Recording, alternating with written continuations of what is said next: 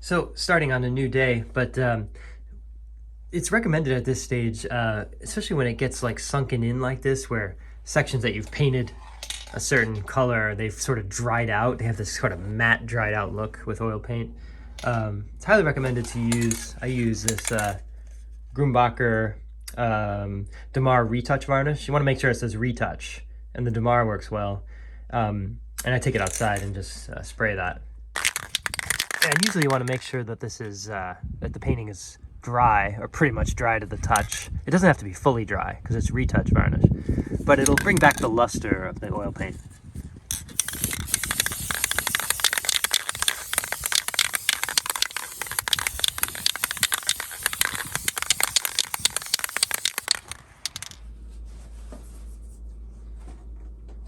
So it's very early in the second layer, and I decided just to start kind of on the background, the wall behind me, and just kind of reacting to these colors.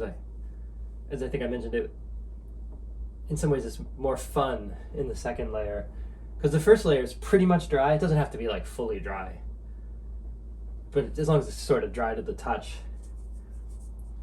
the next layer really goes right over, goes over it really well. And the thing is, the Damar retouch varnish, it's Damar, it's a resin, and so it once it dries, or even if it's not fully dry, it really grabs the paint really nicely. And so I always love using the Damar retouch varnish as needed, basically. And I think maybe as it gets further, I've found as it gets further into it, like if you get into like third layer and fourth layer, it's not really needed as much, but it seems to really be needed after the first layer, I found. Sometimes the second layer too, but as needed. I mean, especially with the darks, when they get sunken in at all, you want to spray it with that so that it brings back the, otherwise it essentially becomes a different color. And then if you varnish it later, all of a sudden it gets darker unexpectedly. So it's good to use the Damar as you go. That way you can actually see the real colors, because you might not even have to paint it again, really. It might be the right color.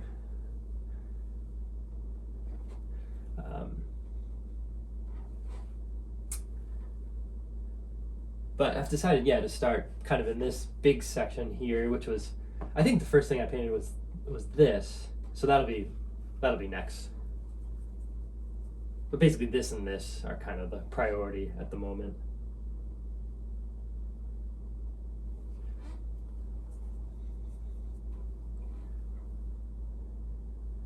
I have a feeling this shoulder is going to have to, I think the angle is off a little bit. It's going to have to change a little bit.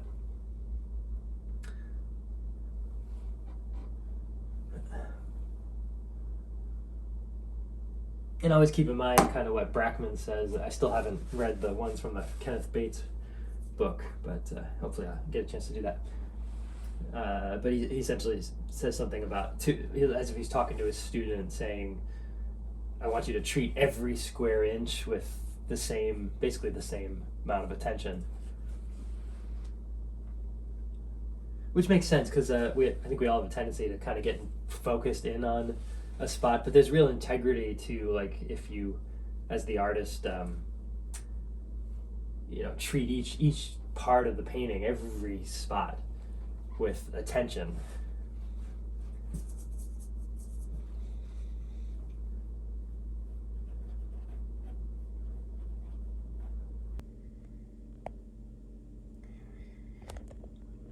So there's just a little bit further into the second layer, just been doing the background, and it's just fun to kind of build up the colors, and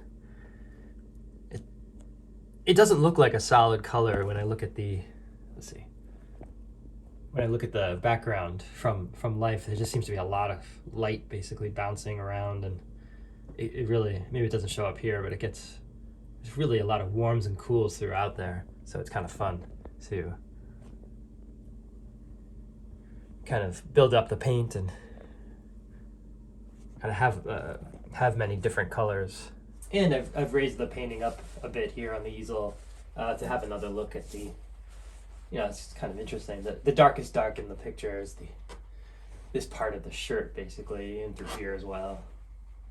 And, back to mixing that color up again. I'm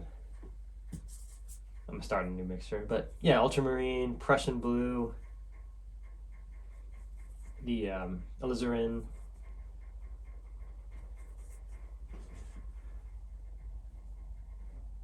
And I don't think you have to leave the darks really thin. I know that's a historical technique, but if you look at somebody like Sargent, he painted thick everywhere whenever he wanted. But it's up to you. You can leave the darks more thin and then have the lights be more opaque ultimately. But I guess you don't. I'm saying you don't have to.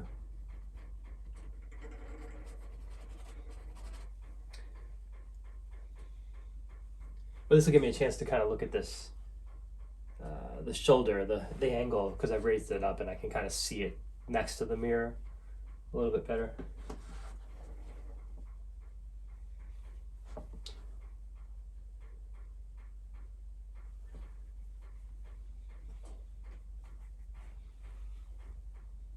And sometimes not going in with the brush straight, but going across, almost like you're laying a trowel, as if you're using a trowel and you're kind of laying it across like that.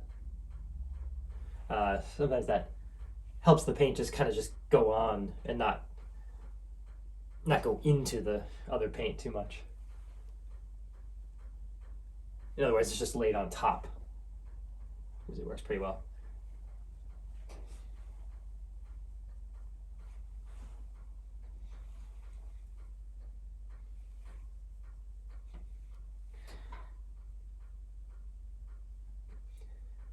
But if you look at Monet, it doesn't seem like in his work that his darks are really laid in thinly or anything like that. I mean, if you look at the shadows and the haystacks, there's so much paint bouncing around. It's like the dance of color, and so many different colors.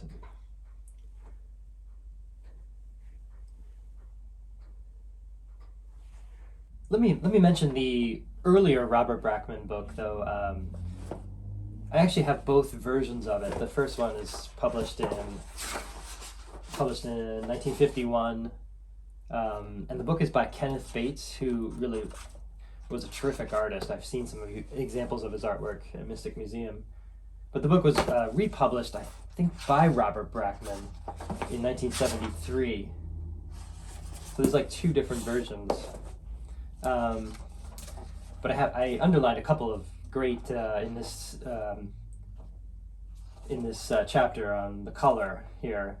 These are quotes Kenneth Bates writes down that are from Brackman, from his lectures, from Brackman's lectures, it says. But let me just read a few of them because they're really inspiring. It would be safer to begin your painting with the darks and think in color. The darkest in relation to all values should be painted first. Do not try to form the object by shading or trying to create a form. Mix your color on the palette, brush, or canvas. And once you place your brush stroke on the canvas, leave it there. Do not blend it into a middle tone. Try to place the darks apart without blending them into the middle tones, and place the strokes of color that appear to you. And I've underlined a lot of them that I really like. This is one I always love. I want you to remember that every square inch of the canvas within the frame has to be painted with as great enthusiasm as the most dominant object of the picture. I judge your painting from the background and the tonal atmosphere of the entire canvas, and not from the subject matter.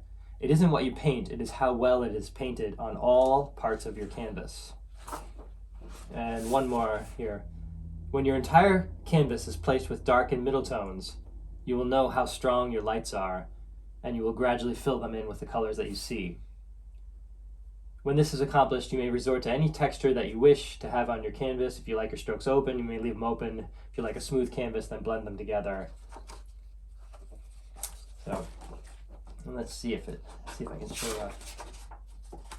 Well, I want to show the cover here.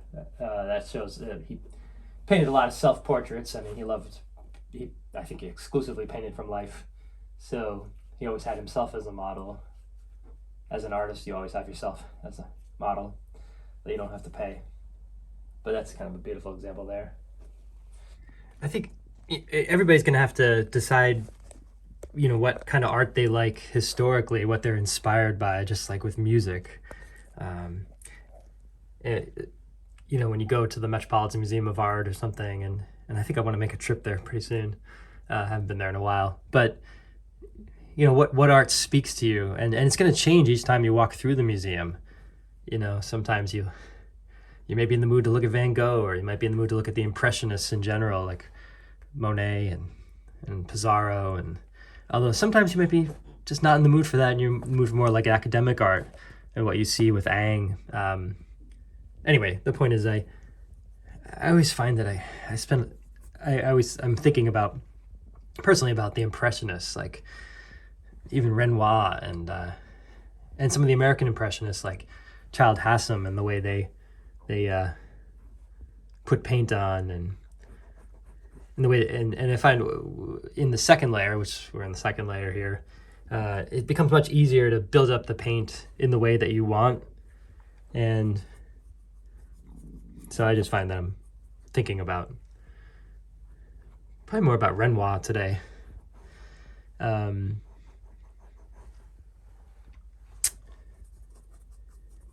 that I fully understand how he put color on, or what he was thinking exactly in his paintings, but so much of it is just looking at the paintings and looking up close. Actually going to a museum and seeing the paintings up close. I know a lot of like the Google art on Google, on the art and culture website.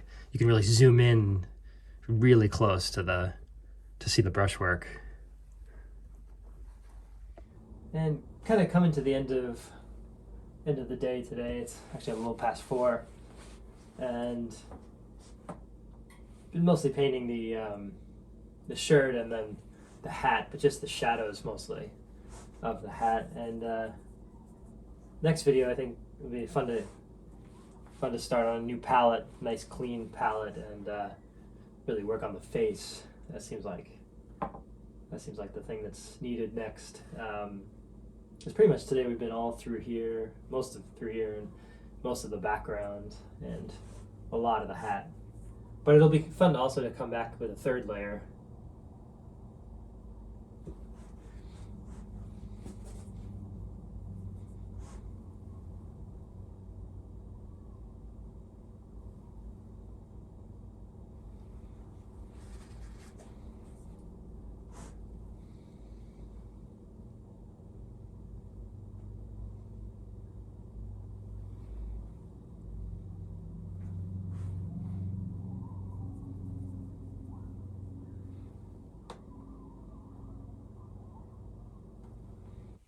And there still seems to be a little bit of light left today, so kind of getting started on the shadow side of the face again.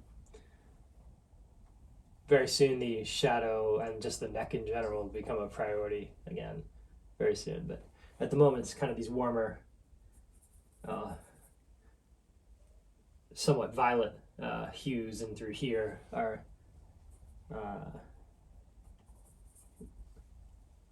it's working out pretty well to paint them right now.